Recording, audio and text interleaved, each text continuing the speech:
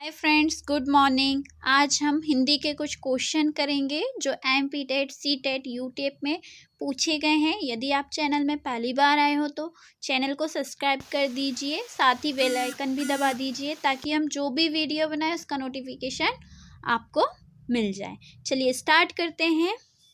First question है, कौन सा क्रम सटीक नहीं है। क्या बोला है कि कौन सा क्रम सटीक नहीं, यानी कि सही नहीं है ना। तो देखिए, कठोर का कोमल होता है, धनात्मक का ऋणात्मक होता है, दाखिल का खारिज होता है और विदुषी का विद्वान होता है। तो देखिए, कठोर का कोमल ये तो विलोम शब्द हो गया, धनात्मक का ऋणात्मक ये भी विलोम शब्द हो गया, दाखिल का खारिज ये भी विलोम शब्द हो गया। लेकिन ऑप्शन नंबर जो फोर्थ है वो विलोम नहीं है, वो क्या है, स्त्रीलिंग और पुल्लिंग है। तो क्वेश्चन में क्या पूछा था, कौन सा क्रम सटीक नहीं है, तो इसका राइट आंसर होगा option fourth. Question number second, क्या बोला है, का किसके योग से बना है। तो का जो है उसे किस अक्षर के योग से बना है। तो देखिए, का किस अक्षर के योग से बना है ये बताना है। तो पहला ऑप्शन दिया है का प्लस चा, ठीक। तो ये हलंत लगा है, इसका मतलब आधा का है। इसका मतलब क्या होता है, यदि किसी अक्षर में हलंत लगा है तो वो अक्षर कैसा है, आधा है ना। तो ये तो नहीं होगा, ऑप्शन नंबर फर्स्ट तो होगा नहीं। ऑप्शन नंबर सेकंड में क्या दिया है, का प्लस सा। तो ये का प्लस सा किसका होता है, छ का होता है। का प्लस सा मिलकर क्या बनता है, छ बनता है, ठीक। तो ये भी नहीं होगा, ऑप्शन नंबर थर्ड भी नहीं होगा। इसका आंसर क्या होगा, option number fourth. Option number fourth क्या होगा, का प्लस आ से मिलकर क्या बना है, का बना है। तो इसका राइट ऑप्शन क्या होगा, fourth. Next question, question number third में बोला है, क्वेश्चन नंबर थर्ड में बोला है, इनमें से कौन सा स्त्रीलिंग नहीं है। अब देखिए क्या बोला है, क्वेश्चन में स्त्रीलिंग नहीं है बताना है। तो देखिए, सबसे पहले तो मेरी ट्रिक है कि मैं जिस शब्द को बोलूं उस शब्द में यदि लड़की की आवाज निकल रही है तो वो स्त्रीलिंग, यदि लड़के की आवाज निकल रही है तो वो पुल्लिंग होगा। तो देखिए, आप सब बोल के देख लो इसे। तो देखिए, मिट्टी, मिट्टी कैसी है ना, मिट्टी गीली है, तो इसमें किसकी आवाज निकल रही है, स्त्रीलिंग हो गया ये, ठीक। ऑप्शन नंबर सेकंड, शाम, शाम, शाम सुहानी है, शाम हो रही है, क्या शाम हो रहा है बोलेंगे, नहीं, तो ये भी क्या है, स्त्रीलिंग, ठीक। आँख, आँख, उसकी आँख नीली है ना, तो इसमें भी क्या निकल रहा है, स्त्रीलिंग। दिन, ये सब तीनों क्या हुए, मिट्टी भी स्त्रीलिंग है, शाम भी स्त्रीलिंग है और आँख भी स्त्रीलिंग। इसने बोला है स्त्रीलिंग नहीं है, तो इसका राइट ऑप्शन क्या होगा, दिन। तो क्या दिन ढल रहा है कि ढल रही है, दिन ढल रहा है ना, कि रही तो नहीं बोलेंगे। तो ये क्या हुआ, इसका राइट ऑप्शन क्या होगा, दिन। क्वेश्चन नंबर फोर्थ में क्या बोला है, न व्यंजन का उच्चारण स्थान है। देखो, न व्यंजन का उच्चारण स्थान बताना है। तो देखिए, ये नासिक मतलब मैं पहले समझा देती हूँ। देखो, का, खा, गा, घा, डा, तो किसी भी वर्ग का पांचवा अक्षर क्या होता है, नासिक से बोला जाता है, नाक से बोला जाता है, ठीक। तो इसमें क्या बोला है, ना व्यंजन का उच्चारण स्थान होगा, तो इसका क्या होगा, इसका राइट आंसर होगा फोर्थ। राइट आंसर क्या होगा, फोर्थ, वात्सल और नासिक, ठीक। क्वेश्चन नंबर 5 में बोला है, पुरोगामी का विलोम है। देखो, पुरोगामी का विलोम शब्द बताना है। तो पुरोगामी में पूर्व हो गया, ठीक। देखो, ये ऊर्ध्वगामी है, ये पश्चगामी है, ठीक, ये ऐसा है, पश्चगामी है। थर्ड ऑप्शन है पतनगामी अपूर्ण। तो इसका राइट आंसर क्या होगा, पश्चगामी। पश्चगामी मतलब इसका विलोम क्या होता है, बाद, ठीक, बाद में या बाद। क्वेश्चन नंबर 6, क्वेश्चन नंबर 6 में क्या बोला है, इसमें से किस शब्द का लिंग नहीं बदलता। देखिए क्या बोला है कि 4 ऑप्शन दिए हैं, इसमें क्वेश्चन में बोला है कि किस शब्द का लिंग नहीं बदलेगा। तो देखिए चाचा का चाची हो जाएगा, तो ये तो लिंग बदल रहा है। छात्र का छात्रा हो जाएगा, ये भी लिंग परिवर्तन हो रहा है। मामा का मामी हो जाएगा, तो ये भी परिवर्तित हो रहा है। लेकिन कार, थर्ड जो ऑप्शन है कार, कार का कारी होगा क्या, नहीं होगा। तो इसका राइट आंसर क्या होगा, राइट आंसर क्या होगा, थर्ड कार। ठीक। 7 क्वेश्चन में क्या बोला है, जिस वाक्य में क्रिया का सीधा फल, क्या क्वेश्चन नंबर 7 में क्या बोला है, जिस वाक्य में क्रिया का सीधा फल कर्ता पर पड़े, क्या बोला है, कर्ता पे पड़े, उसे कहते हैं। तो देखिए हम पहले कर्ता और कर्म के बारे में थोड़ा बता देते हैं हम। तो देखिए क्या बोला है, सीधा कर्ता पे पड़े।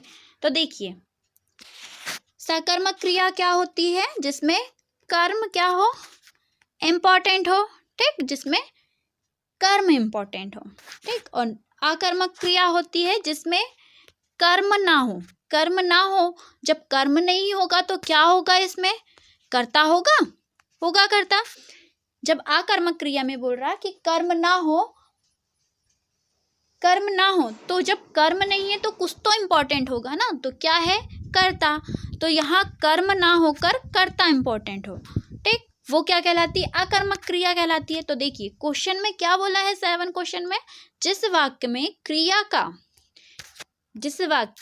क्रिया का सीधा फल कर्ता पे पड़े उसे कहते हैं। तो उसे क्या कहते हैं, आकर्मक क्रिया।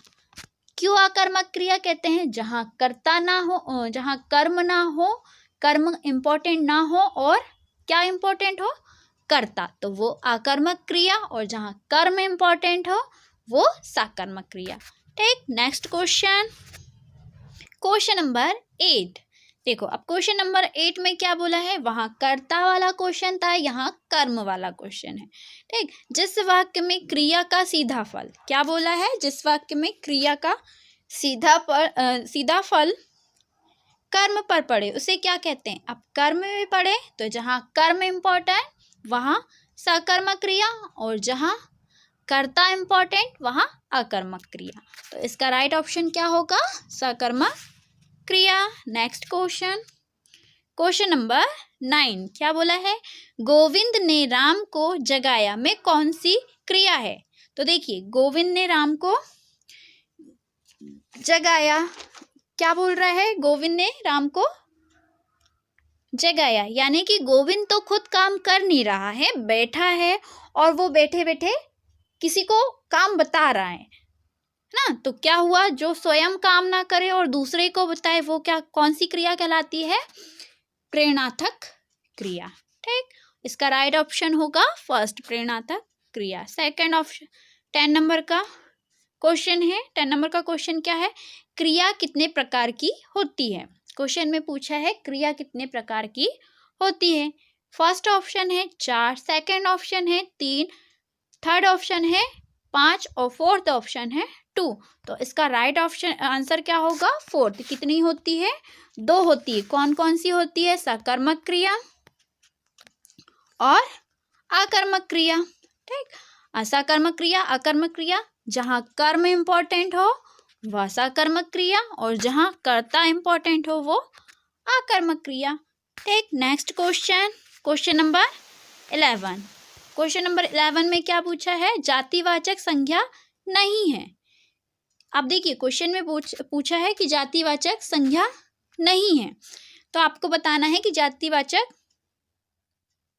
नहीं है जो। तो देखिए लोहा जातिवाचक है, क्योंकि लोहा की अलग अलग क्वालिटी होती है, तो हम उसे बोलते हैं ना कि ये नर्म लोहा है, या फिर ये नाम का लोहा है, तो ये क्या हो गई, जातिवाचक हो गया।